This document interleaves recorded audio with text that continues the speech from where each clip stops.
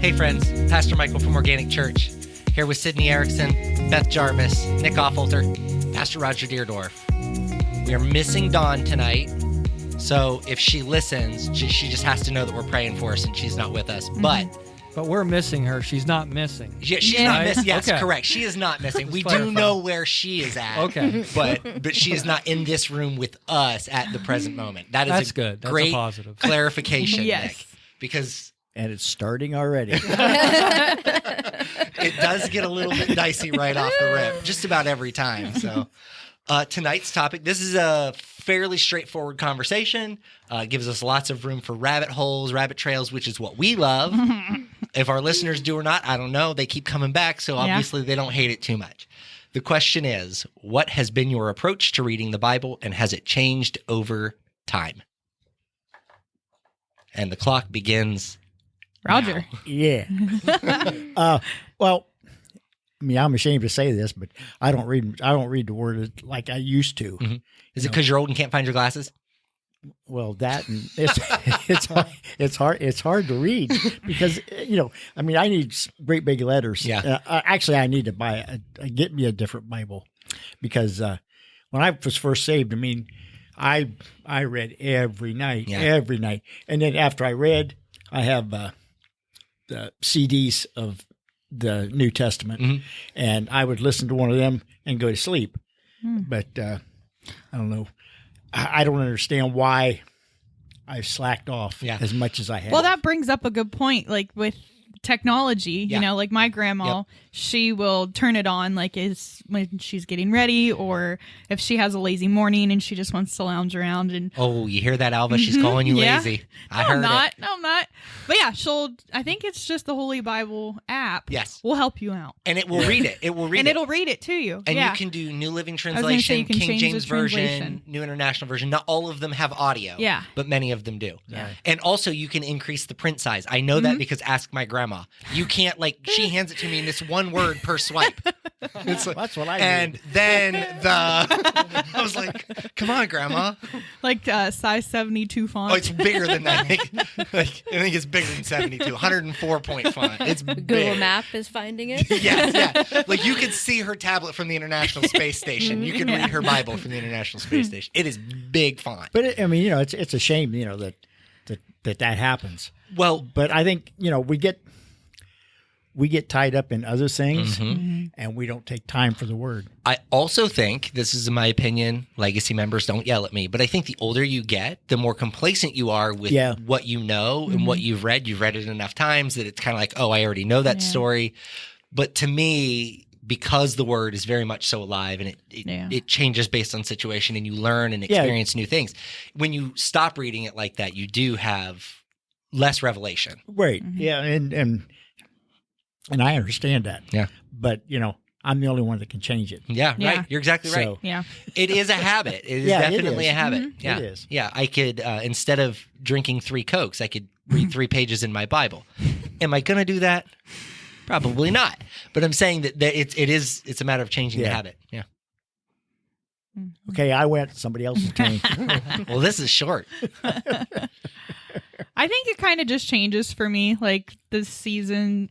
I think it just depends on the season I'm into, especially my job. It's so like sometimes, like this week I'm working 6 days. Next week I'm working like 3. Yeah. But there's times where I'm always on Sunday. Yeah, no kidding. Well, that stinks. Yeah, never fails. But I'm going over 40 hours this week because of that Sunday. And I'm like, time and a half, baby. But yeah, I was just going to say, even without my work schedule, I think a lot of the times it depends on if you have kids or not. Or I know with COVID, like I dove deep in and, there was nothing else to do. Right. And would walk 2-3 times a day listening to podcasts. So I think it just depends on where I'm at. But okay, speaking of podcasts, we're going to take a rabbit trail. Buckle up. I have established that. So I used to listen to my Bible on the drive to work. Every morning I would do the Bible in a Year plan, which I love, by the way. I think it's probably one of the most fruitful things you can do if you use the Bible app. And that's actually it's top chart every week on the podcast app, which I thought was really nice. So I really do like it. However, I found myself not really paying attention, and just like the drive was like, Yeah. I'm just like listening to Same. music. You don't really pay attention to the music It's necessarily, just noise. unless it's a jam that you really like. Right. So instead, I have shifted to podcasts, and I have about a 35 minute drive. So I try to find something that's in a 30-minute window so I can listen to the whole thing one way or back. And you guys know this about me. I love funeral home stories. Love funeral home stories. And so I found this podcast that has not, the whole podcast is not about funeral homes, but it's a journalistic type podcast. And this lady basically does investigative journalism. And she is doing a story about a funeral home in some town in Utah where they basically just stole body parts off of people and sold them. Oh my goodness. It To is whom? fascinating. I guess there are people who want them. Black market. I don't. So they Yeah, said they go overseas. they said that like a knee could be worth $500, and so they could rake in hundreds of thousands of dollars every month in selling body parts. And so I know I apologize for being down the rabbit trail already. I thought this was going to be a Christian podcast you were talking about. No, it's not. It is not. And so I do have a point to it, though. Okay. So let me get there. But this lady, the lady who runs the funeral home, is just like absolutely off her rocker. And like at one point, they were alleging that she was chopping people up with chainsaws. And I like, you can't even fathom any of that. Okay, now I say all of that to say this. That's what I've replaced my Bible reading with. Yeah.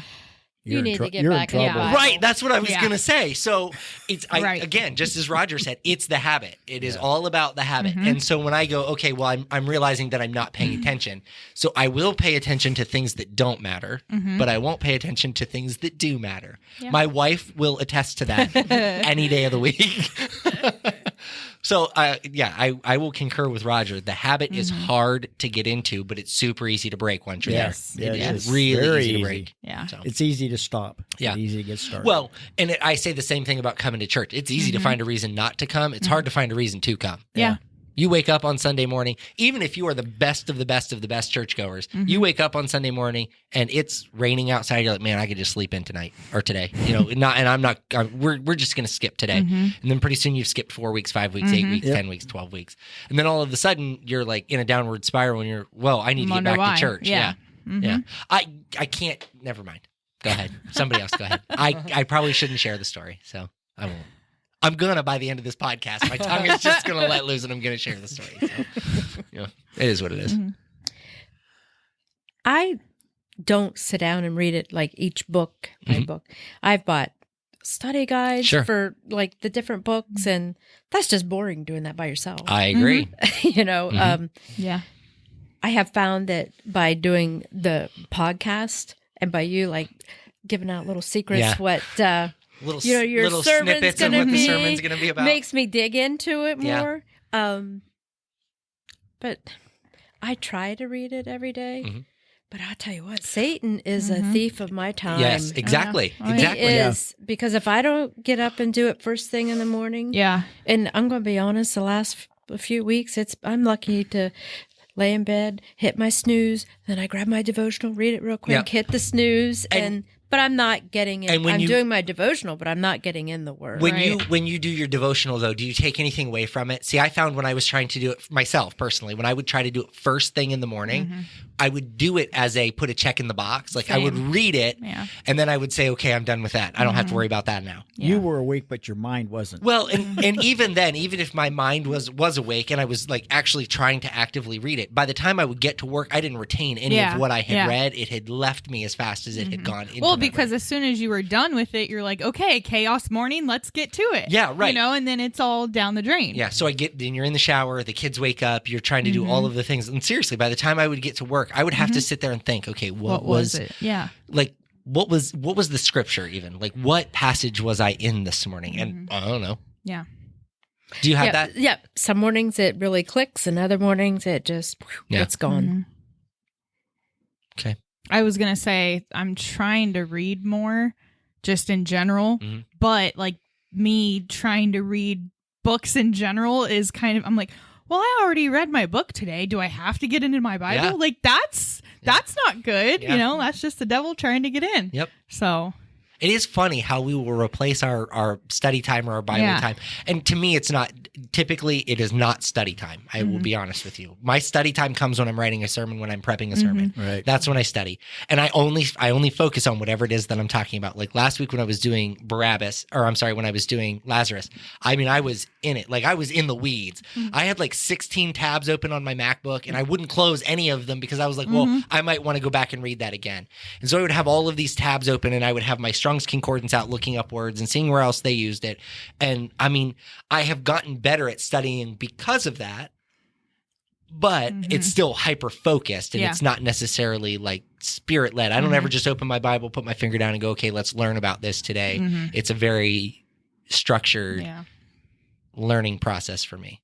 But during like devotions time or during just the reading of my Bible, it's like I'm doing this because I need to read it. I want to, and it long term it is helpful because I go back and I think about, Alyssa was talking to me about something and I was able to tell her about a Bible story that how did my brain even remember that?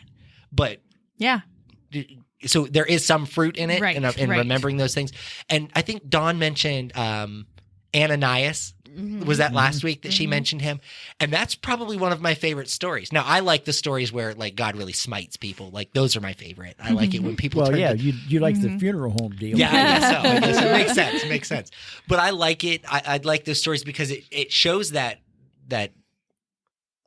idea of fear of God. Like, and when I say that, I don't mean like, oh, I'm afraid of him. I'm afraid he's going to turn me into a pillar of salt or, I'm going to drop dead when I walk out the door. But it gives you that, like, he can do that. Oh, yeah. Like, those are things that God can absolutely do. And he doesn't because of what Jesus did. Right. Yeah. And so I enjoyed that part, but my mind doesn't always retain that, nor would I know where to just open my Bible and find that. Yeah. I referred a lot of times on Sunday mornings to people being impaled on poles. I have no idea where that's at in the Bible, but I know for a fact it is there. and it's a story that I read and it stuck with me. That passage of scripture, I was like, can you imagine like this giant pole way up in the air and there's just like these dead bodies just impaled on it? Like it's a little grotesque to think about. But when you I read that. My brain retained it. You just don't know where. It's got to count for something, exactly, right? Yeah. But had I not ever read my Bible all the way through, I wouldn't know that. Right. I would also like to comment on the fact that Joe has read his Bible front to back 4 times in 1 year. Most people can't get through half of it in a year. 4 times in a year. He sent me a text last week. So he's got to be about halfway through. He is halfway through right now. It's what he just... For the first time. Yeah, I'm going to find him real quick. And this is old, so this is days old. So this is definitely he has read 890 pages and he has 926 to go. Oh my gosh! Yeah. Now he retains that though. It's bizarre to me how much he retains. Like even when I say something on Sunday mornings, as much as I give him a hard time about it, I'll say something and then he'll ruin the story I'm about to tell by like blurting out the next part. I'm like, I wasn't there yet, man. But he remembers almost all of it. Well, but he has also read it probably 100 times. Right. Yeah. Where most of us haven't done it once in our entire life. Yeah. 4 times in a year is just mind-boggling to me. That's where you have too much time on your hands. Yeah, well, definitely a lot of time on your hands. Definitely a lot of time. It really, like, I don't know that I could find that much time if I had to. Like, if God said you have to read your entire Bible 4 times in a year, I would probably just say, smite me, O mighty smiter. Impale me on a pole. I wouldn't know, like, because I don't know that even if that were, I don't know that I could find the time. I don't know that my brain could do it. I'm not proud of that. I'm just saying it's true, right? Black's black and white's white. Yep. You got it. I think the Old Testament's hard to work through unless you know a little bit about Jewish culture. Well, okay. So you can comprehend and understand more. Get into 1st and 2nd Kings. Like, didn't we do this once already? Because they're about the same. Like when you read them, they're very close to. Didn't I already read this once? I remember when I used to listen to it on audio on my ride in.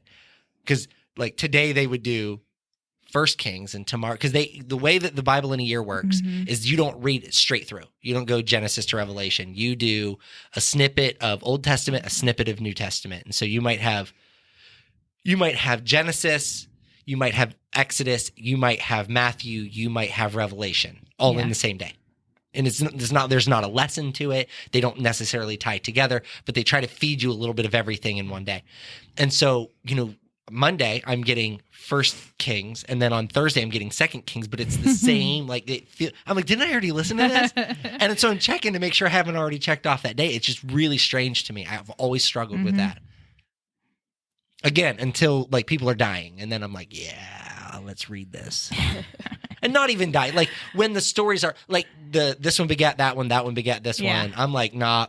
Yeah. Nah. I get that this is Jesus's lineage and I need to understand this, but I can refer back to it if I need it. My brain's not retaining it. I could not recite that to you.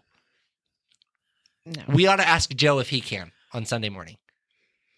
Do you want to open that can? I do.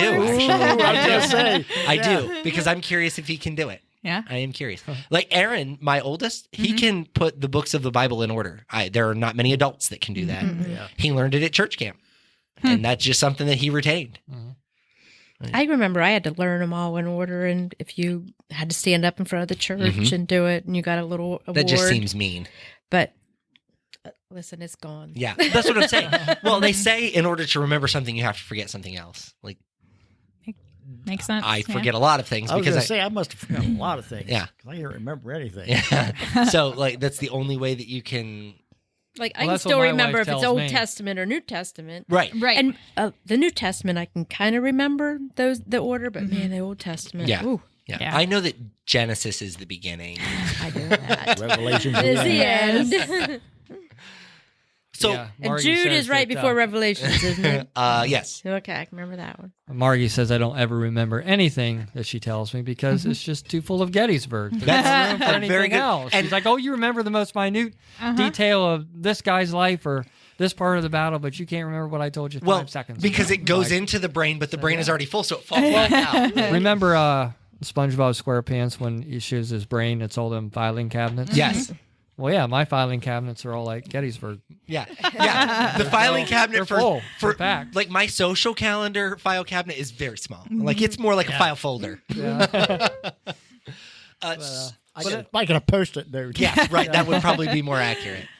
But in regards to the Old Testament, like you were talking about, the season that I'm in is, I'm very studious by nature. Like, I always want to know the story Studious. inside. Yeah. That's fancy. I want to know the story inside the story. I want to know the people. I want to know how they really felt. I want to know how it really felt to live during those times. So yeah, the Old Testament can be very dry if you don't know their customs and you don't know how the world operated back then. So I've just been in this season of, I want to know what it was like. So I started this 25 course on the ancient Egypt, and it's not a podcast. It's almost like a course. It's the same guy talking every week, but it's not like, because with like Audible books, sometimes if you don't like the sound of the guy that's reading it to you, 100%. you can't follow it. Yep. If it's real dry and it don't have any personality, it's very tough. Even if it's a subject you really like. I like it when Morgan Freeman reads books. Yeah, does it? He does do audiobooks. Okay. They're the best. I'm sure they are. They are. Yeah. They really like his voice is very soothing but entertaining all at the same time. So yeah. So I started that 25 course on ancient Egypt. And like I said, same guy talking every week. But it's not dry. And he takes you all through the history from the very beginning. And then anytime there's a part of the Bible that runs through that course, he kind of teaches it in a way as if to say, okay, if you read the Bible, what you're reading, was it really probable that could have happened? Sure. Like with Joseph and his brothers. And he's like, okay, could that story really have taken place? No, we don't have a whole lot of facts that we can prove that really took place. But we can look at what was going on during that time. We can look at, the Jewish people and how they were migrating, going into different areas, moving into Egypt, things like that. And he's like, yeah, it is based on the history that we have. It is very possible that story could have took place. There's no reason why it couldn't have happened. Like Moses. He said when Moses throws his cane down, it turns into the snake. He said, well, that could have actually happened because it wasn't a magical thing. He said back then, a lot of people knew how to do that, especially Egyptians. Like you could train a snake to be perfectly straight and still like just like a walking stick. Yeah. But if you threw it down, then it would crawl away. That's and freaky. then you could pick it back up. Who's carrying that around? Yeah. And so it's very possible because Moses was raised by an Egyptian Yeah. that he knew how to do that. Yeah. And of course, so it wasn't that the Egyptians were like, oh my gosh, we're impressed. We can't believe he can do that. It was just like they were like, oh, hey, this guy's, he's just not some, he understands some of the Egyptian culture. Mm-hmm. He's apparently an intelligent guy. Yeah, so it's just really interesting.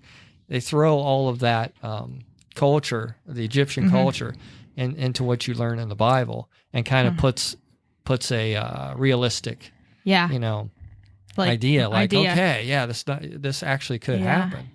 I listened to one like that, but I was kind of feeling condemned, and you will know why when I tell you the name of the podcast. Oh boy, because it was called Drunk Bible Study. So they would have a glass of wine, but they were historians that would just dissect a chapter, and same thing. They, would just throw out all these things that you don't even think about or know, really. Yeah. And then, but I was like, I don't know. And so I just kind of took that one off my channel. I was pleasantly surprised because I thought when he started talking about that, I thought, oh no, he's going to debunk everything in the Bible. Yeah. And I was really impressed by the fact he was like, no, all this stuff, it actually lines up. These things could happen. So from the, just to pivot real quick, the Drunk Bible Study thing, I have found that the stuff with the most riveting titles is probably some of the best stuff to listen to. But I've also admitted that even as a more conservative person, I tend to listen to more liberal news because I find that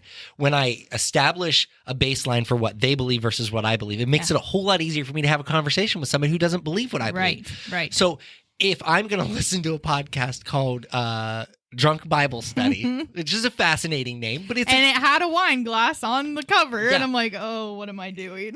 But it strikes this like I want to know what they're thinking because now I've got a baseline. There are other people who are listening to this thinking that like, hey, it's okay to drink while I read my Bible, and that's not what we're shooting for here. Yes. But it gives you a baseline to have a conversation with somebody who thinks that that's acceptable. Now, you can talk about the Catholic religion. They think, you go to, they sponsor beer gardens and all the time. all sorts of stuff. For us, we would look at that and go, that's probably not okay. But it's not a big deal to them. Right. So there's there's a place for everyone and a season for everything. And while we don't agree with it, it's a great way to gain information and insight. I'm not saying that you should go to the bar and try to ask somebody about the Bible. Probably not going to work out in your favor. But unless you see Dan there. The thing is when you're allowing yourself to experience the Bible in new ways or conversation with Christians in new ways, this was very much so a risk for us. Like, let's be honest. When we decided to do a podcast, this is a huge risk for us.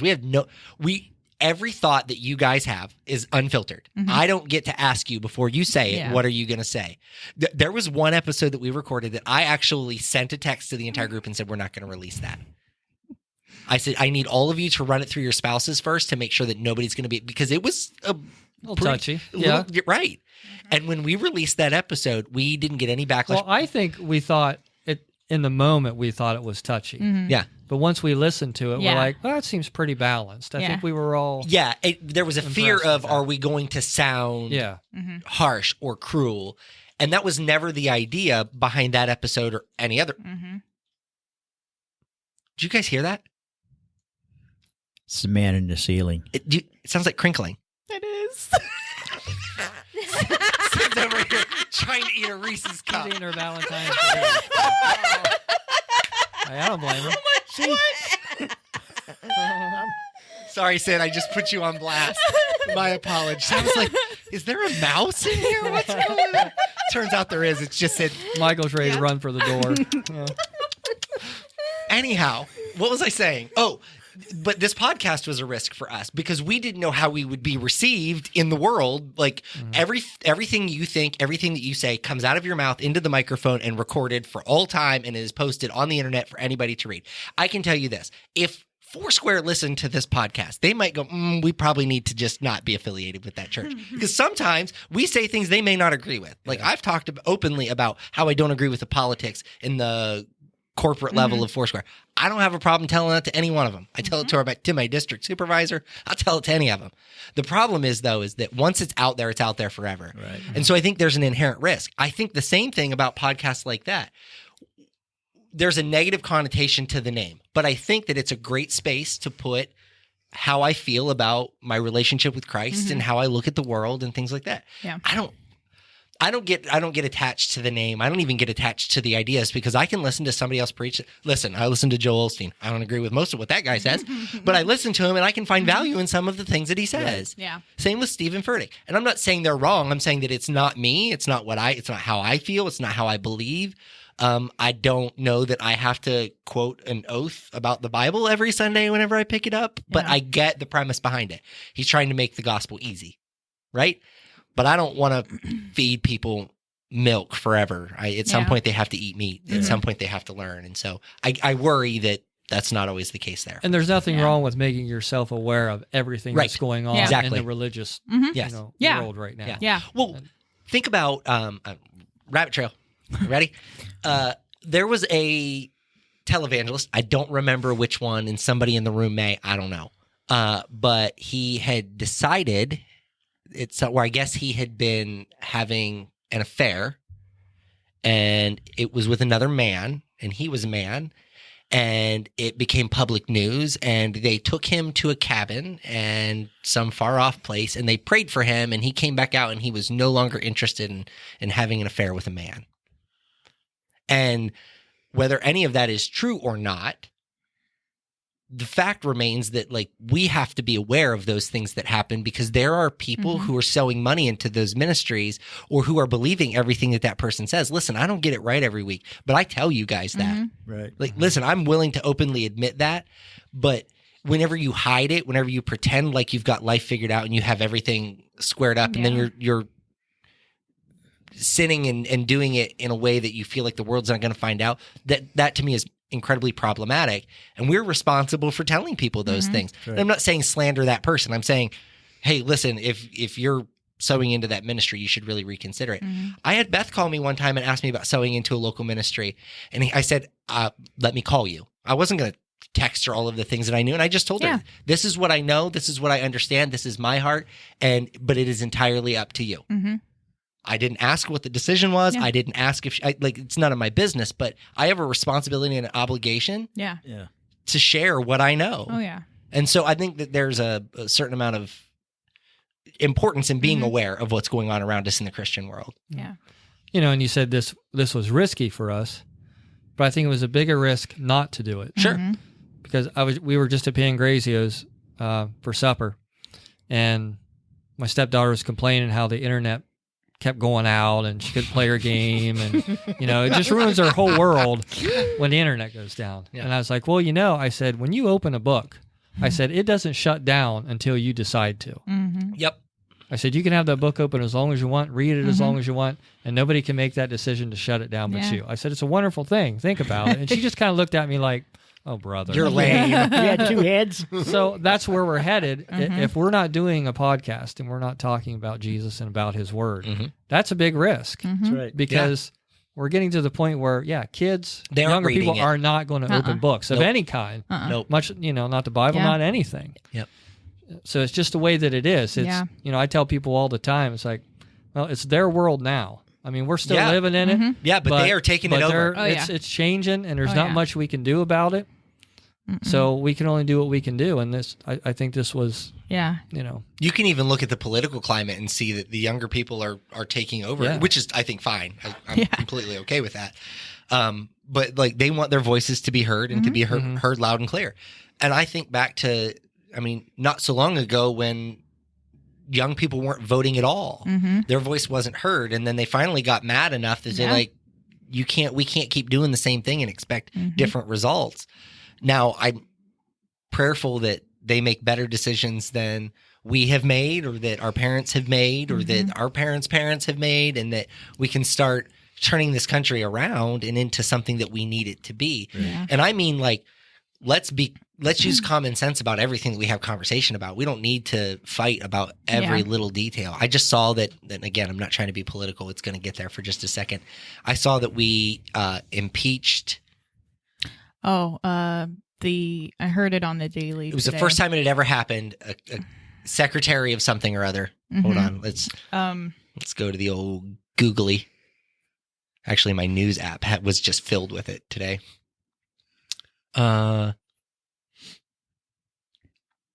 Actually, no, it's over because that's all gone because of the shooting in Kansas City. Yeah. Did you hear there was a shooting in Joel Osteen's church? No, somebody came in with a gun. There was not a shooting. They came in with a gun, but there was okay. not a shooting. But anyhow, they just impeached somebody. It was the first time in history that it had ever happened. And really, it was just for the show because it's going to go to the Senate. It's not going to make it through the Senate. Nothing's going to happen, but they did it just to do it. And I feel like that's where we're starting to, we're losing the word. We're not really... We're just doing things just to ritualistically do those things. Yeah. And so we're trying to make ourselves look good. I said it 2 weeks ago when I was talking about Pilate and the pardoning of the one prisoner. It's to look righteous. Yeah. It's to look like I want to do the right thing, even though you don't really. Yeah. You don't. If you really wanted to do the right thing, you wouldn't just vote on party lines. You would be having conversation. How can we make this better? How can we fix this? How do we fix our broken school systems? How do we fix our infrastructure? We don't talk about those things. We talk about who we're going to impeach next. That's it. That's what we're worried about.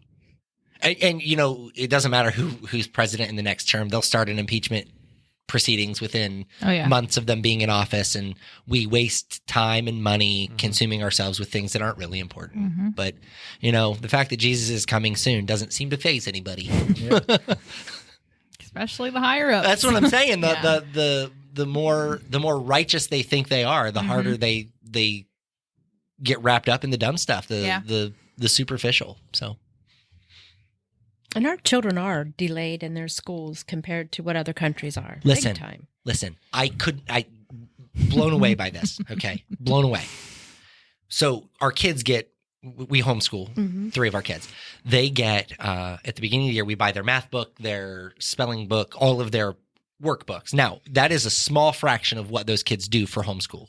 Like my kids learn economics. They're learning how to, make their own meals and, you know, care for the house and the animals and things like that. So we're trying to teach them life skills on top of their regular skills. And Emmett is already done with his math book. Are we half the year in? Are we where are we at? You're a little more than half. Yeah, Okay. more than half. And he's already done with his math book. So he doesn't have to do any more math. He could be done. But instead, we order the next math book. He will be so far ahead of the kids his age. If he were to go back to school next year, he would be bored for the first year because he already knows all of those things. Yeah. And he desperately wants to go back because he wants to be with his friends. He said to us, he said, am I going to go back to school next year because I really miss one of my friends and I just really want to see him again. They live like 4 doors down. And I'm like, bro, if you really wanted to see him, you would go see him. Like, don't play me. Don't play me.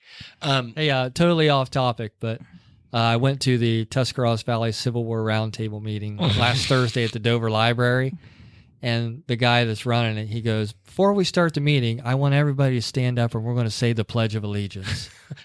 And it was such a thrill. Yeah. When I stood up, I felt like a 6-year-old again. And when I knew I didn't hesitate at all. Yeah, right. Through that. Well, because it's muscle memory at that point. Yeah. But that's impressive. That's really cool that they would do that. Yeah. Like, yes. Yeah, it's pretty cool. They don't do that anymore. Right. No, because it's one nation under God is a whole it's a whole thing. It's a whole thing. it was a thrill. I was like, that's good stuff. Yeah. So we live in Dover. We love the Dover Library. They do so much stuff for the kids. I mean, there's something every week for the kids to do. They do a STEAM class for homeschool kids. They do. They just did a Meet the Pet, which, by the way, took me far too long to connect that. The reason you were asking about a hedgehog was for your aunt who was at the library who was doing a class on hedgehogs. So it took me way too long to put it all together.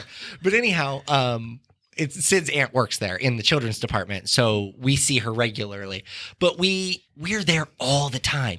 And I'm telling you, it's an underutilized resource for everybody. If you have a Kindle, an iPad, anything that you can rent books from the library directly to your Kindle. You don't even have to go in. I saw they have video games. Now, maybe not like it's not a book, but they're finding ways to get kids into the building, because one of the things that Alyssa and I have learned is it's a really great place for our kids to just go and be, right? Like, they need to run off some steam. They will go and play all of the little board games that they have. They'll go play in the castle. They'll go back to the building blocks and build. Like, it's a really great place for them to just be kids. And there aren't many of those places anymore. No. I heard somebody say, Lord, forgive me, about your expo. This town needs something for kids to do. There's nothing for kids to do around here. When I was growing up, we had the lighthouse and you could go play video games and I said, woe is me, right? If you want this town to have something for kids to do, open one. Now, here's my reason. Because if I opened one and it was a $10 cover charge for your kid to get in, you would complain that I wanted $10 for your kid to get in. Exactly. But I'm the one footing the bill for the pizza and the video games and all the stuff your kids are inevitably going to break, right? Yeah. So I'm at this point where I want something for the kids to do too, but every library has those activities. Now, the funding is pretty close to the same. The size of the building sometimes is different, so they're not able to do all of the things. But people don't utilize it because their kids don't want to be somewhere that's semi-educational. Yeah. Right. What they want is they want to sit in front of the TV and play Call of Duty, and they complain that nobody offers that. Nobody offers a place where they can go and play Call of Duty. Yep. Here's the deal. If I opened this building up and I put in 100 Xbox 360 or an Xbox Series X's and said, hey, we're going to just play Call of Duty all night, nobody'd still show up. Do you know why? Because they don't want to be with other people. They want to sit at home and play online with other people. In the comfort of their own home. Correct, because that's what we've conditioned them to be. So this isn't about not having somewhere for their kids to go. This isn't about, there are places, it's not what your kids want to do. Yeah. Well, I know Janayton Library just bought a new gaming table. I don't know. I haven't seen it because I'm not a gamer. So. It would be interesting to see. My sister works there and she's really excited about it. Well, like one of the things that my kids can play just about every board game. Like my kids are really good at chess. Who would have thought? Because I'm not. But they learned how to play from Aaron, and they like actively learn how to play chess, and they play chess against each other. I introduced them to checkers, and it was a whole new world for them because now we're playing checkers. But my kids can play just about every board game on their own. Yeah. Because it's one of the things that we do with them. We're constantly playing board games because we find it important. It's about how they use their brains versus like Emmett loves to read. Emmett has a Kindle and he reads all the time. Like we bought him a Kindle Kids subscription so he can just rent books because he reads so much. You can't buy him enough books. We have a bookshelf full of his books, his hardback books that we have bought him, his like tangible books. And I mean, he'll read some of them 3 times. This kid will read 3 books at the same time. I don't understand it. I can't keep track of them. He needs to put that library app on his phone where he can just rent the books free. That's what we started doing for him. Like we're at some point you can't keep up with the kid, but that's good. He loves to go to the library and pick out books. So I think that it's a very underutilized resource. So I'm glad that you are using it as well because I mean that's what keeps this programs going. They do a ukulele class. They have a ukulele club, and if you don't have one, they'll loan you one. Wow. Like talk about like you just can't get that anywhere else. Like cool. You don't get to go take ukulele lessons for free at a music store, do you? You have to pay for that stuff. So the library offers so much free. But anyhow, there's my pitch for funding the public libraries. And it makes a good point to what we're talking about tonight is you have to challenge yourself and find new ways to stay interested, to stay focused. Which for me, like studying ancient Egypt and, now I want to go to Rome and Greece and, study all of that so I can get the insights into that culture. Because it all ties into the Bible in the end. So that's my way of keeping it fresh, keeping it focused, keeping me interested. Yeah. And everybody needs to do that. You need to find whatever it is that, if you've, Joe can read his Bible front to back how many times, and for whatever reason, he's able to stay focused doing that. But we're not all built that way. Right. So when things get dull, you got to find a way to, keep making it fresh and interesting. I mean, that's just like relationships, like you get dull and then you're like, okay, we have to figure something out. Like you did it. You took me there. You're going to make me tell the story. I said I wasn't going to tell it. Now you're going to make me. I'm going to share it. We're in a rabbit trail. Whoa. But this is I'm going to PG-13 it. Okay? I'm going to dumb it down and I'm going to keep it PG. It's been probably a better half of a year ago, or better part of a year ago, I was mowing the grass. I got a text from somebody that says, "Hey, can I talk to you?" And I said, "Yeah, I'm at the church. Stop by and see me." They come out, they start telling me all about their life and all of these things that are happening in their life. And I'm like, okay, that sucks. But, relationships are hard. Marriage sucks. Like sometimes you have to do things you don't want to do. Sometimes you have to hear things you don't want to hear. Sometimes it's your fault, not their fault. And you have to be okay with that. Well, the problem is that kind of went right over top of the head.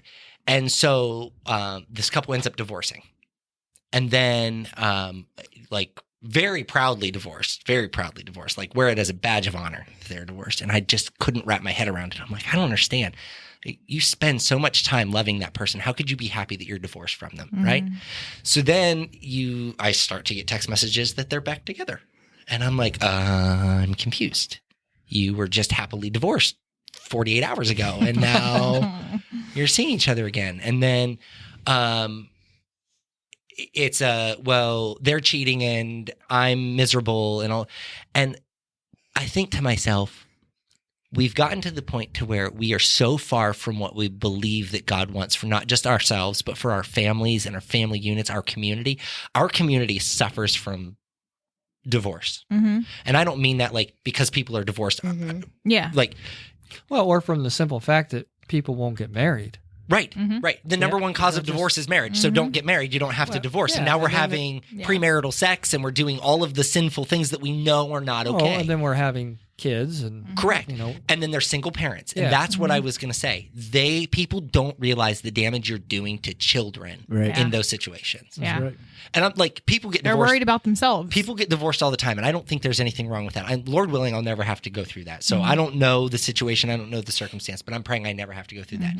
But what I know is this: when it happens, if you're running around and you're proud of it and you're excited that you're divorced and you can go and have relationships with other people, fine, whatever. But don't introduce your children to somebody on the first date. Don't bring this person home. Yeah. I mean, I know people, and this is not the same situation, but I know people who, like, their kids call every guy that they meet dad. Yeah.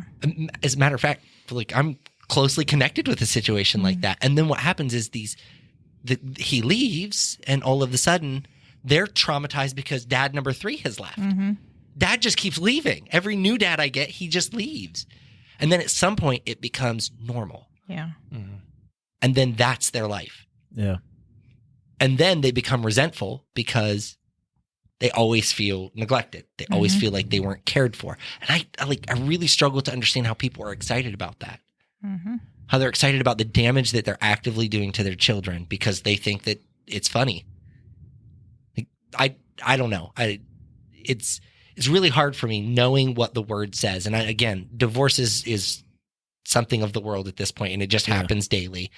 But I can speak honestly. I've been through one that I didn't want, and then one where, I met somebody, and in the end, I truly feel we were meant to be together, and I truly love her, all that. But both of them, it was like a death. Sure. That's how I could tell. It's no different than a death. And I would tell anybody, I don't care that it's that meeting my wife and it working out and being God showing us a lot of grace and it being a blessing. Sure. I would still tell people, I don't care. That should always be like the absolute last resort because it's like a death. It is, if you care. Yeah. Unlike some of these people who like that's you're talking the problem. about. That's the problem. That you do not want to go through that. You better make sure that you are doing everything in that relationship you can to make sure, that it's the right thing for yourself to do and for your family and your kids and consider all that, because whether you want it or not, it is one of the worst things you can go through. One of the things that I struggle with as a pastor, and any of us who've ever had to deal with this, we kind of get it. And we all know from having friends who go through these things, but like specifically for me, the hard part for me is when I get that text that says, hey, we're going to work it out. No. You watch them get a divorce after having counseled them through whatever this issue is. And then they come back and say, we're trying again, or you see them trying again. And then all of a sudden they hate each other again because like I'm mourning that loss for them. Like I'm looking at that, like everything that I did was for naught. Yeah. And not that I'm saying, oh, my time was so valuable and you've wasted my time. I'm like, I have poured into this. I have tried so hard. And if you weren't even going to try, Why were we Why'd you here? open that can Right. of Why worms? were we Yeah. here? Because all of the things that you said about how much you love the other person was obviously not true. Listen, I love my wife, and I know I love my wife. Do you know how I know I love my wife? Because I go home every night. That's right, Like yeah. our house is chaos. We have 5 children, 2 dogs. We live in a very small ranch style home, and our house is chaos. But to me, there is no place I would rather be. Like when I go to bed at night, I go to bed knowing that I am in the only place that I can imagine ever being. Yeah. Think about that. There are people who don't feel that way about their spouse. Yeah. How? How do you go through life like that and not go like? And I'm going to say this, and I hope if Dawn listens, she doesn't yell at me. But Dawn is separated from her husband; they are not divorced, and she has told me that she loves the man, but the struggles that they have is just it's not something that they can figure out right now, and so they're working through. Like, think about that. Yeah. Like the commitment that you've made. I don't make a commitment to just my wife when her and I because we're married. Yeah.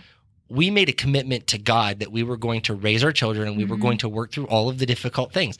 I remember, again, I've said this. Well, and that's just a great point. Let's face it. When a lot of young people get married, like when I got married young, when I was 22 the first time, I guess I thought I considered God, but looking back, I know I didn't. No. I know I didn't No. process that the way that I should have. I tell my wife, and so one of the things that this has always been one of those weird things that I do, we have our marriage license. And when we moved into our new house, it was the first thing to go up on the wall because that's what made our house a home. Right. Like that was it. So that was our thing. And for every couple that I marry, I frame their marriage certificate, the fancy one that you get. I always keep that. I mail their other one back. I keep theirs. I frame it and I give it to them as a gift. And if they have written their vows or I have anything from the wedding that belongs to them, I always tuck it in the backside of that frame. Most of them don't even know that it's there until many years later when they change the frame or whatever. But I've always done that because I think that is the most important thing. Now, I have a special attachment to mine because mine is signed by 2 of my favorite ladies. Florence signed mine, which was a huge honor for us. And then Alyssa. So like to me, this is what makes who we are. If it weren't for her, her and I wouldn't know Jesus like we know Jesus. And so there's something to that. And they talk about marriage as just a piece of paper. But that is, if my house caught fire today, that's the one piece of paper I would save. All the family photos can burn up. But that piece of paper means more to me than anything else because again, it takes 2 people to 1 person. Yeah. That's right. And you can't have a religious void. Right. Like with Margie, it's like we can talk about God without feeling any restrictions. Right. Without feeling awkward about it. Yeah. And we can talk about it through pain, through love, through everything. And that's such a huge difference. Like my first marriage, we didn't talk about that stuff at all. And like I said, it almost seemed like there was always a void. Like you couldn't talk about it because we weren't on the same page with that kind of thing. So that's very important. Yeah. So if you got a couple that's, trying to work it out, like you said, getting divorced, getting back together, going back and forth.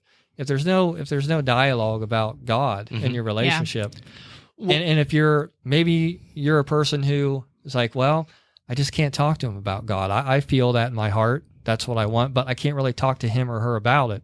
That's a problem. And you got to try to resolve that problem. And sometimes it requires professional help. Yeah. Like, I was just going to say, sometimes you have to dissect that. Like, Yeah. why can't you talk about that? I am all about therapy. Mm-hmm. I love therapy. I think it's one of the best things that people can do because there are things that I think that I can't say anywhere else. You know what I mean? Like I gotta spill it. And like, so my counselor, I use BetterHelp. This message is brought to you by BetterHelp. It's online. You can do it from your phone. You can do phone calls. You can do video chats, whatever you want to do. You can do it as often or as little as you want. You can change your therapist at any time you'd like. Change your therapist at any time. It's not as easy as they make it sound, by the way. And I was doing therapy with a guy for a while, and I had to stop because I would be Zooming with him. We'd do video chat, and I'm looking at the light fixture above his head because it was a ceiling fan. And you know how like the old ceiling fans had the globes that went around the bulbs? Yeah. Only one of them had a globe on it, and the bulbs were all different And it drove you temperatures. It nuts. drove me nuts. I swear to you. So I couldn't focus on talking to him because of that light fixture. It's not a joke. It's not a joke.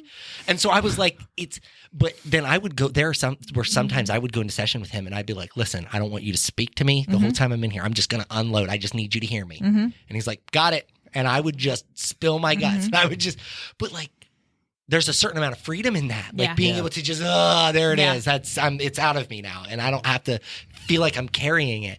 But so many times couples are like, well, it's embarrassing if we do that because then they're going to know or they're going to think. And listen, I have heard some stuff about people. I have heard some, and I don't think any less of any of those people. And at the end of the day, are you more concerned about what other people are thinking than your marriage? Than your own health, like, really? your own mental health, yes. right? Yeah. So I'm a huge proponent for therapy. I think it's a great thing. So.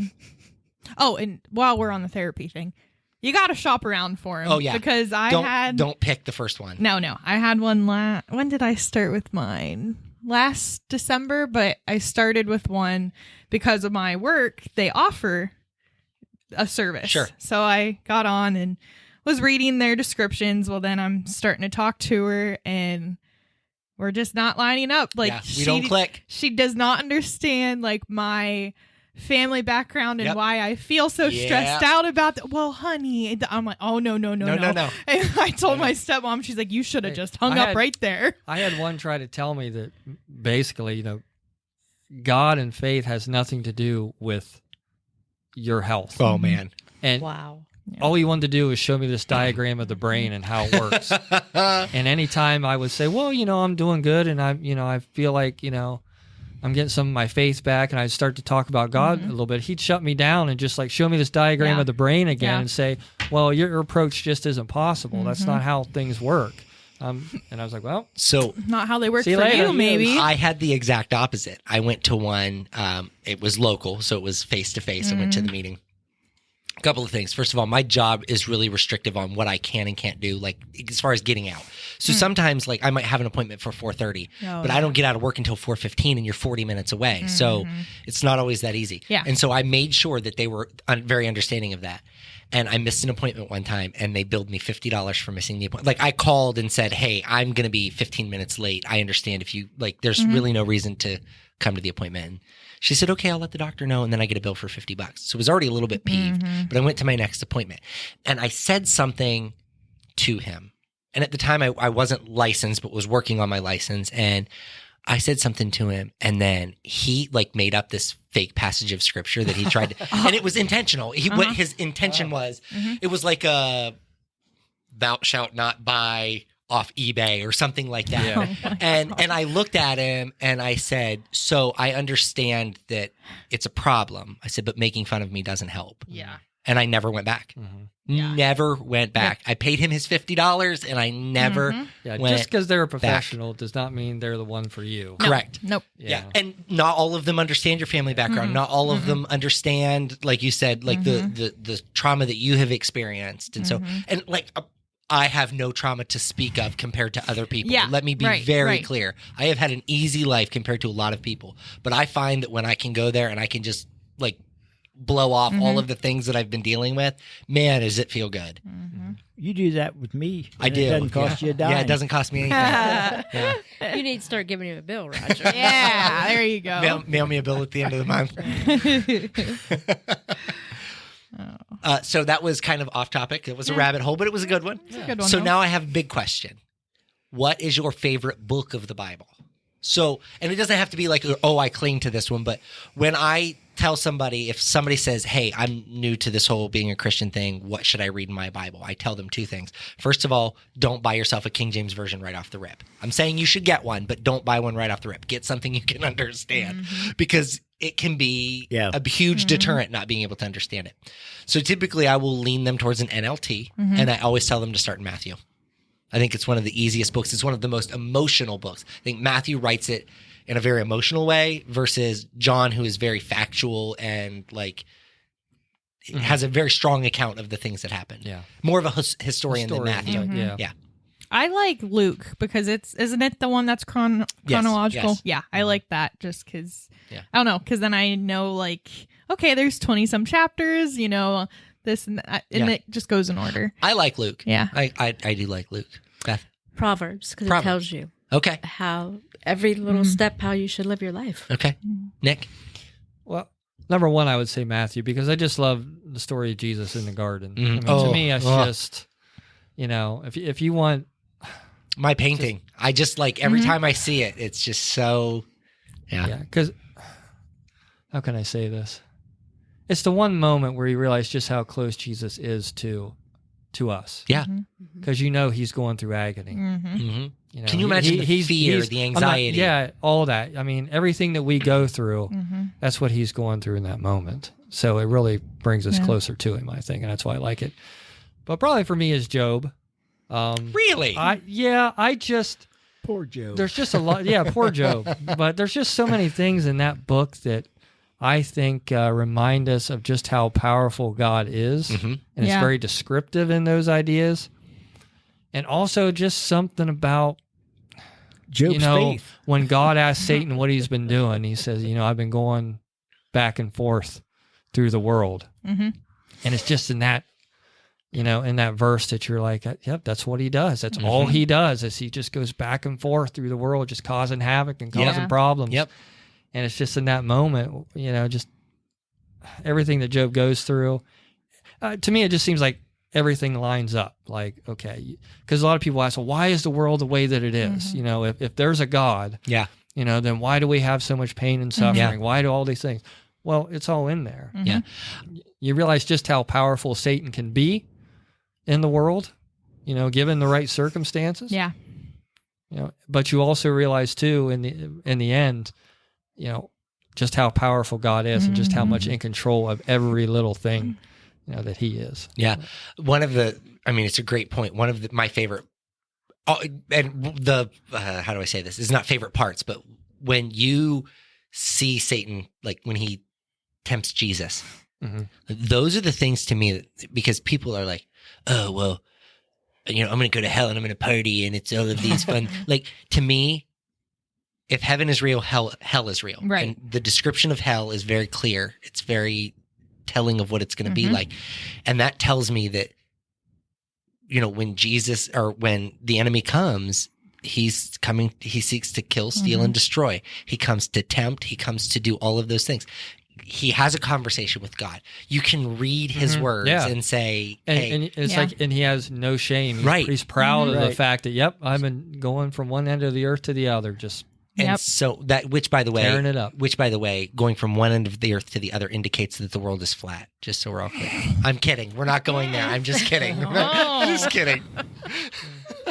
I've had that conversation with some people over the past couple of days, which are always super entertaining, by the way. Well, yeah, I guess because he wasn't dizzy. So it can't be so it can't be around. Yeah. He says ends of, so that means he stops at some point and turns around. That's right. He doesn't go round and round and round. Nope. Okay, Roger, what's yours? Well, I don't know. I really don't have a favorite. I'm like Beth. I like Proverbs. I also like Romans and Acts. Yeah. Oh, I love Acts. I was going to say Acts because I like Acts. Paul preparing. Yeah. Well, part of the I used this in my message a couple of weeks ago when the snake bites Paul's arm or Paul's hand and he shakes it off into the fire. Like, to me, it's one of those stories that it's so incredibly powerful because when you read it, these people were in awe that he lived. He was like, it's whatever. Yeah. Like to him, it wasn't a big deal because he already knew. So Acts is a really great book. Yeah. Okay. Okay. That was fun. Yeah. It's always fun. It's always fun. Yeah. Do we have any other fun parting wisdom that we want to share with anybody? Speaking of roundabouts. Oh boy. Oh, do you know that there is a roundabout in Tuscarawas County? Wait. Where at? Think. Well, wait. No. The one in Leesville, is that it? That's a roundabout. But is that Carroll County or Tuscarawas? No, that should be Tuscarawas County. Okay, I just heard. Okay. Yes, getting on it. Here we are on roundabouts. I heard that there, and I don't remember which city it is, but the Army Corps of Engineers or whoever helps them design things is trying to push for a roundabout somewhere in New Philly or Dover. Oh yeah, I heard that too. And I'm like, dude, I can't ever go that way again. I don't know what I'm going to do with my life.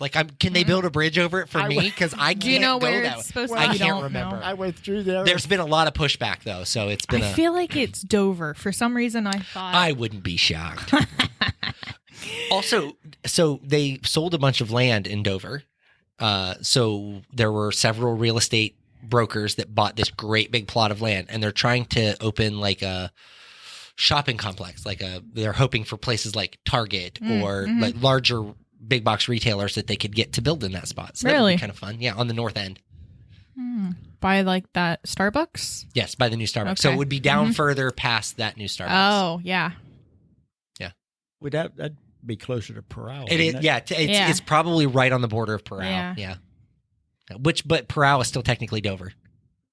Well, yeah. Mhm. So I had a off topic, but there was you Par said for the course. Yeah, I know. You started with something earlier, and I don't know. It reminded me of something about oh, it was your podcasts that aren't very fruitful. Okay, Oh, yeah. Well, now I'm going back there because so you heard that pigs, like if you feed pigs anything, they'll eat everything. yes. Okay. Except for human teeth. I'm told they won't eat Well, human teeth. they'll eat the bones, and Yes. teeth are bones. No, I don't think they'll eat the teeth. Really? Yeah, I think there is some weird they don't Okay. eat the It's the teeth. texture. They just don't like Yeah, it. they don't Maybe. like the texture. Well, that's where I'm going with it because there's a Canadian serial killer that would kill women and he would feed them to his pigs, but then he would kill the pigs and sell them to like this place to make bacon. And this place had to like put on their bacon like packaging that this may contain human remains for so long. Whoa, Yeah. that's weird. Look it up. It's real. Yeah, look it up. Yeah, look at Yeah. that. That's bizarre. Yeah. So Don't eat Canadian bacon. Canadian bacon. Wasn't that a John Candy movie? Canadian Bacon. I don't know. Yeah. Yeah, I don't know, but I ain't eating it anymore. No. That's it might have fascinating. been his last Yeah. movie, as a matter of fact. That's fascinating. Yeah, I think. Yeah. Why would they make them put that on there though? Because if the They'd pig had to. but if the pig consumed it, Yeah. it's not like I don't know. I don't know. Yeah, because Like I'm eating the pig, you're eating like the meat of the pig. not like what's inside Yeah. its How stomach. about Right. monkey? Now, I understand What that about it may monkey have- bread? Does it have monkeys in it? I don't know. Yeah, no. That's very fascinating. Very fascinating. So, true crime podcasts, like Yeah. any type, Yeah. anything like that is kind of my jam right now. I try to like listen to as much fruitful stuff as I can, but I'm like, I'm on the road for 7 hours. Yeah, you can get through a whole series in a day. Yeah, Yeah. Do you know how fast you get through your Bible? yeah, she'd be I able to could do probably it 6 beat times Joe. a day. Yeah, she can do it 6 times a year. Yeah, I know. Ugh. Yeah. And New Testament would be different. Like if I could just Yeah. do New If you, Testament yeah. over and over again, it'd be a little bit different. But I do feel like while Old Testament is, oh guys, wait till Easter. Oh, wait till Easter. I'm telling you, invite your friends to Easter. We are gonna have it is gonna be this message. I have been working on it for probably now about 4 or 5 days. I've stopped working on other messages. I'm like, it doesn't matter. We can cancel all services up to Easter at this point because this Easter message is what I'm focused on right now. So I'm really excited about it. Really excited. So Well, sorry I had to end on a bad note. no, it is what it Well, is. you got to be aware. Yeah. You know? You gotta be Yeah, aware. definitely. Well, because Right. we can't just pretend like Yeah, you can't I got to go pretend. home and check my bacon now. Well, I've never Alyssa? eaten Canadian bacon. Yeah, I can tell you exactly. that. Don't buy Canadian bacon. Can you bring up their sales spreadsheet? I want to see how they're doing. Well, And, I mean, I was thinking like that's only because they knew. Like Right, once they right. found out, then they did it. But people ate it before they knew. Like, Yeah. what are you gonna do? Ugh. What are you gonna do? If we only knew what we really Well, that's what I was going to say anyway, because honestly, Mm-hmm. and I think about this all the time. I'm not going to say it the way that I want to, but I believe that children develop faster now than they ever have because of the hormones that we have in like the chicken that yeah, we I eat agree. and all of the food, even in the makeup and the lotions and all of the stuff that we use. Like, there's so much in that didn't used to be in things. Also, again, side note, did you guys see that they're working on some like how did they call it? They had a fascinating term for it. It's like a overpriced downsizing or something like that. I can't remember exactly what it was. Where the government is looking at regulating how much a company can reduce their packaging size and increase their price at the same time. Well, I saw Joe Biden complain about that on Super Bowl Sunday. He had a Super Bowl commercial. I must have missed it. Yeah, check it out. Yeah. He's complaining about Yeah. that. So, but it's, I said to Alyssa, I said, And surprisingly enough, he was somewhat coherent as he was explaining it. So, no, Well, yeah, he actually was listen to the he was on daily cue. from today, the daily, which would be today's, like listen to that tomorrow. And that's lining up with that because it was all about him just not being. You know, well, I saw that whatever that investigative report for the document handling, like, guys, we're in trouble. Yeah. Like, this country is in trouble. I didn't know what they were putting in my garage. I thought they were going to the archives. Well, but the thing is it's not even that. It's like when they said that, like, they were worried about whether or not he was even. I'm like, just man, oh man, oh man, oh man. Like, yeah. Well, and he spent like a half hour trying to like defend himself, and he walked away.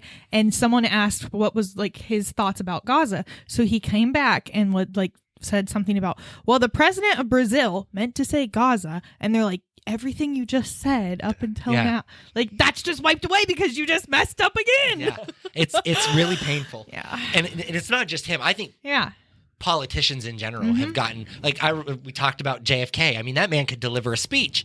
And now we've got these people. I was watching, and again, I'm politically neutral in this statement, but I was watching the side by side of Biden talking about, or I'm sorry, Barack Obama talking about having killed Osama bin Laden in a raid, and it's very coherent, very professional. And then you've got the other video of Trump talking about killing somebody, and he's like, he's dead as a dog. And I'm like, oh Lord, what's happening to our country? Like, it just is going downhill so fast. Like, we've given up on all hope of ever having humanity.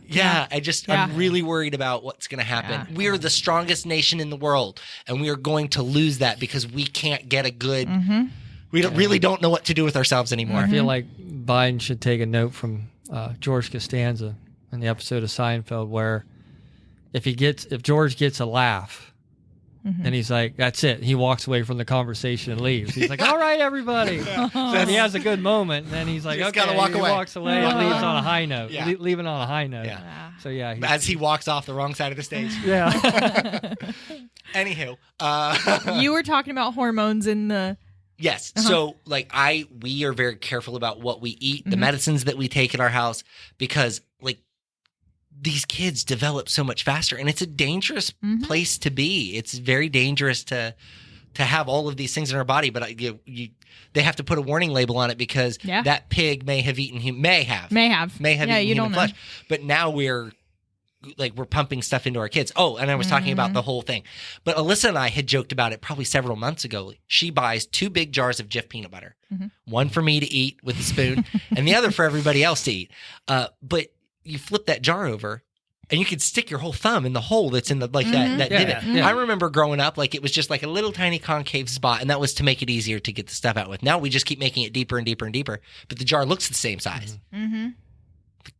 Quantity goes down, but the jar looks the same size, and we're still paying the same price or more for it. And so they're working on some regulatory something or other to combat. They're even doing that with dog bones. Everything, literally everything. It doesn't matter. I mean, go buy a box of tissues anymore. You get this great big box, and then you open it, and actually that's just the packaging, and inside of it's a little tiny pack. Or if you get a packet or like a little thing of chips at Subway, and it's filled a fourth of the way, and you're like, actually, any chips. I got 12 chips out of that bag. Yeah. And unfortunately, I suppose they have a right to charge whatever they want for whatever size they want. Certainly. I think it's the deception that's the problem. Yeah, it's the deception. It's just don't just say I'm reducing the size in order to save money, or I'm going to raise the price. Don't try to trick us. Right. Yeah. And that's, I think, the purpose is the deception that they feel like is happening. Yeah, don't take us for fools. I mean, we know that bag of chips is full of air. I always like when they do 50% more. And it's also more expensive. I'm like, your math ain't adding up. Your math ain't mathing. Your math ain't mathing there. Yeah. Well, Roger and I, just honestly, tonight, Roger and I were looking at some electrical wire for a job here at the church. And 100 feet of 12-2 wire, 100 feet. And it's wrapped in the metal, so it's the metal encased. 100 feet is $100. $99.99. 100 feet. $100. Okay? Which is cheap, by the way. It's a really good price. 125 feet, guess how much? $89. Nope. $180. $227. Exactly. For 25 feet, it's $127 more. I will just buy 200-foot rolls, and I'm in better shape. Yeah. And then if you have extra, then I've got extra. You've got extra. Awesome. You can use it next time. Can you imagine? Like, what buffoon is buying that? Like, why are they? How does that work? Because it's one. I said to Roger, I'm like, can we like put a junction box in? Because it doesn't make sense to buy it any other way. Yeah. 125 feet was $227 for 12-2, exact same wire. I just literally changed the size from 100 feet to 125 feet. But they don't sell 25 feet. Yeah, you could buy 25 feet. Can you? Yes. Okay. Yes. But we actually need probably 150 for the job that we were working on. And so we were like, if we go to like, and we were looking at the 100, we were hoping for 150 feet, but they didn't have it. They had 125. So I was like, oh, well, let's just look at that. I was genuinely shocked. I said to Roger, I'm like, this doesn't make any sense. I don't. But that's the way the world works anymore. And somebody somewhere typed in 125 feet because it's exactly what they needed, and they bought it. They bought it for $227. I am sure. It's like a man called Otto when he wants to buy the rope. Oh yes. He wants to just buy. He wants to buy a specific. That was a good movie, by the way. Yeah, and he goes cuts it, and they're like, "Oh, you can't do that." Yeah. Well, I did. And he just. Yeah. I never seen the movie, but I read the book. Oh, I didn't know it was a book. I didn't either. Well, I actually didn't read the book. It was on my library Oh. app where I could listen to it. On Libby? Do you use Libby? Libby. The movie is fantastic. Like, well, we'll give you 5 more feet of rope. I don't want 5 more feet Yeah. of rope. No. Yeah, he knew exactly what he wanted. So Yeah. The sad part is like there are people that buy it like that because they don't. well, in Lowe's, you can Instacart, so you can just have someone go buy that for you, Yep. you know, and then have it delivered to your house. And Yeah. oh my god, Yeah. You don't even know. Like a lot of people don't do their homework. no, They don't know. No, Yeah. It is really weird. Just the environment of the world that we live in anymore and how bizarre it is. Well, Alyssa and I were talking about groceries, and we don't often go grocery shopping. With 3 kids, they don't enjoy going. If Alyssa goes by herself, it's several hours, even if she leaves the kids with me, because we buy a lot of groceries. So a lot of times we do Walmart orders. Like we do a Walmart pickup. And, you know, they offer substitutions if something you want they don't have, they offer a substitution, and typically they will tell you what your substitution is before you get there. But here's what I can't figure out. If I buy a 12-ounce bottle of Hidden Valley Ranch and you don't have a 12-ounce bottle of Hidden Valley Ranch because they're out of stock or they can't find it, which is typically the case, you would think that they would go to the 16-ounce bottle or the 24-ounce bottle. Instead, they give me some other brand of ranch dressing. One time... And usually it's the Great Value brand. Yes, right. And here's the thing. That stuff is nasty. I would rather lick feet than drink than use it. It's just nasty. It is nasty. And so like there are things that I'm brand specific about, which is not much, but like you give me Miracle Whip, don't give me nothing else, okay? Yeah. I want Jif peanut butter, don't give me nothing else. And I want Hidden Valley Ranch, don't give me nothing else, okay? I'll eat cheap cereal, I'll eat a lot of things cheap, but those are 3 that they're non-negotiable. I used to say Kraft mac and cheese, but I think they're slipping. I agree. Well, It's different. Do you agree? Yeah. Well, I won't eat Blue Box anyway. Mine has to be liquid cheese. so All Chase, Velveeta. when Chase and I first I'll got, even eat the cheap stuff, but it has to be liquid cheese. when Chase and I first got together, he can only eat the Velveeta shells and cheese. And I went to Save a Lot and got shells and cheese, but they weren't Velveeta. And he's like, there's just some things you can't cheap out on. It's true, but don't leave that pot soak. Don't leave that pot soak in the sink. Nope. Chase has a fear of slimy things, like slimy food that's left in the slate. Like if you Wet put cheese. wet cheese specifically, apparently we laughed about that at Young Adult. And they were like, "Wet cheese? What are you They're talking like, about? What is wet cheese? He's like, like it's soaking in the pan. And he's like, We laughed really hard at that. But so they will substitute things that don't make any sense. So one time, I don't remember what. Like I think Alyssa got cauliflower. And they substituted it with broccoli. See, like, why would That's not the. You're not even close. Not even close. You're not even close. Why would the system even let them do that? If the recipe that I'm making calls for cauliflower and you've given me broccoli, That's I not can't. gonna put me anywhere. I can now not make that recipe. Yeah. It just doesn't. So, but what I told Alyssa, it's the price we pay for not wanting to go to the store. Right. Mm-hmm. So we have to be okay with that. Here's the difference: being in the right headspace to be okay with that. Yeah. Because there are people who go and then throw a fit when they got a substitution. Mm-hmm. You don't want to go to the store. You get what you get, and you don't throw a fit because Yep. it is what it is. But you can usually accept or decline the substitutions right on the app before you ever get there. Yeah. And there have been times when we've declined the substitutions and we find out they're still in the bag because they pick them anyway. They put them in the bag. And when you decline the substitutions, they pull them back out. But if they're busy, they forget to pull them out. You end up with stuff you won't eat. I went to Giant Eagle one night for Alyssa, and they had a deal on coffee creamers, and we drink a lot of coffee creamer in our house. And so it was like buy 2, get 1 free, something like that. And then you could also get a free iced coffee, like iced coffee premix thing. And so I was like, well, I'm already spending the money. I might as well get it. We won't drink it, but we'll give it to somebody, right? They're going to drink it. So I get up to the checkout. Because at Giant Eagle, you have to put in your Advantage card. You cannot shop there without your Advantage card. They won't let you, especially at the self-checkout. Like, you have to put in the number.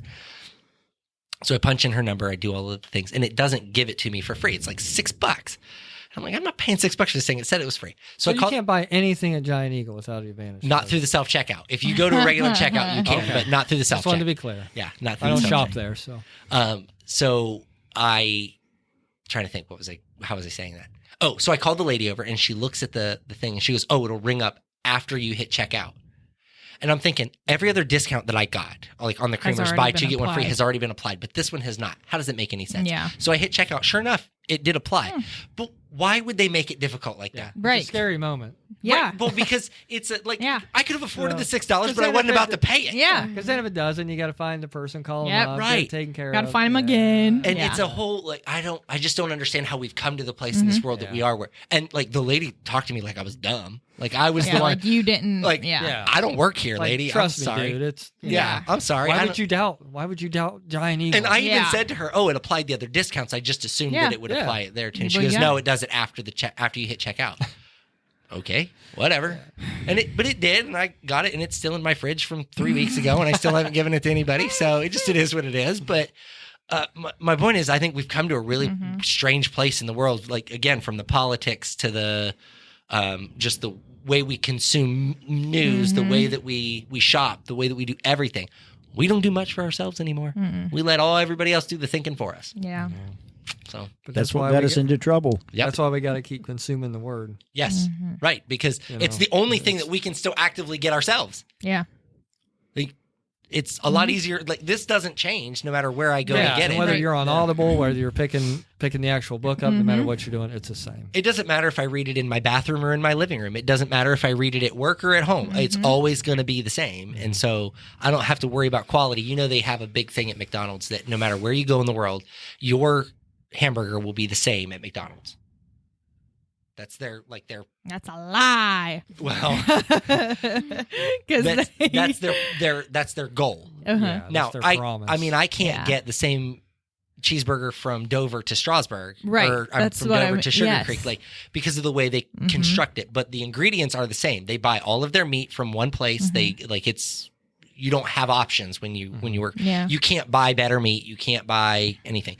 And all of the if you go to a Choice Hotel, if you go to a Quality Inn, you'll notice that their breakfast is always the same at every Quality Inn. They have specific vendors you're allowed to buy your fixtures from, all of those things. Okay. But you could go to a Radisson or a Marriott and get something radically different, right? But the word, no matter where we consume it, how we consume it, it is always going to be consistent. That's right. So, well, when you talk about the shape that the world's in, it's important to get that word and get it in your heart because a day may come when we're not allowed to open that Bible. Yeah. Well, so you better have it tucked away. And even, we focus so much on being prepared for the second coming that we don't think that it could happen tomorrow or today or even in this moment. And it could. And there are so many people who aren't prepared for it. So many people. You can ask somebody, are you ready? That sounds pretty positive. Yeah. Yeah. But if you say, will you be ready? A lot of doubt in that. Yeah. Change one word. Yep. So, yeah, it's very definite. Yep. Don't think about, well, I will be ready someday. Someday. Maybe. Yeah.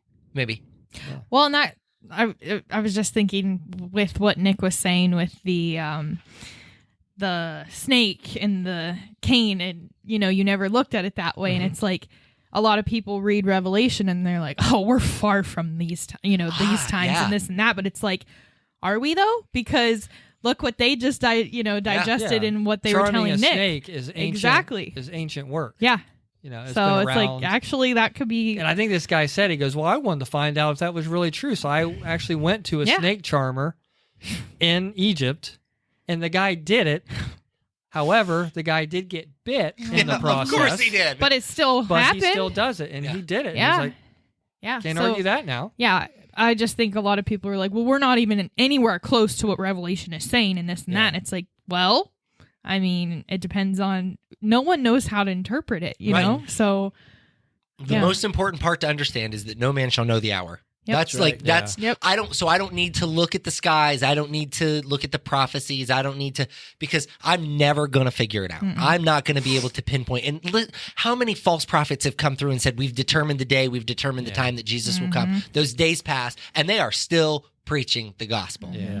To me, those people should be beat with a stick because you have instilled fear in people. That was unnecessary. Unjustly. Yeah. Yeah, when it comes to that, he's not telling the Pope anymore, and he's telling me. Right, right. Like, nobody's going to know that, no matter what. No, and in the twinkling of the eye, the clouds will open. He will return, and that's when stuff gets real.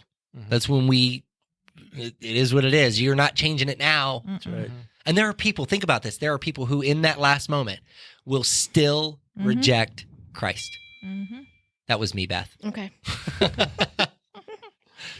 That's hard for me to understand, that there are people who even seeing the face of Christ, they will still reject who he is. So anybody else have any fun thoughts? 7:20, we ran over tonight on a very easy conversation that we hardly even talked about. I do have a verse we can close out on. It's Isaiah 48. The grass withers, the flowers fades, but the word of our God will stand forever. Yes. Amen. Amen. Same yesterday, today, and tomorrow. Forever. So think about that. The grass will fade. All of these things are going to come to pass, but the word will always be the word. The consistency, the guarantee of consistency in that. That's right. I can't guarantee that I'm going to be consistent in my driving tomorrow morning. Like, there are so many things we can't guarantee consistency in the flesh, but he guarantees us consistency in the word, consistency in the promise. Well, so. Good thing you have that Tesla. I know, right? Right. Gets me there unharmed most days. All right. Well, Beth, do you want to pray for us tonight? Dear Heavenly Father, we just thank you for the opportunity to come together and just share so many things. And yes, Lord. We thank you for being patient understandings when we fall down in those rabbit holes. Yes. And Lord, we just ask that you bless us all tonight and you to get us all home safely. In Jesus' precious name we pray. Amen. Amen. Amen.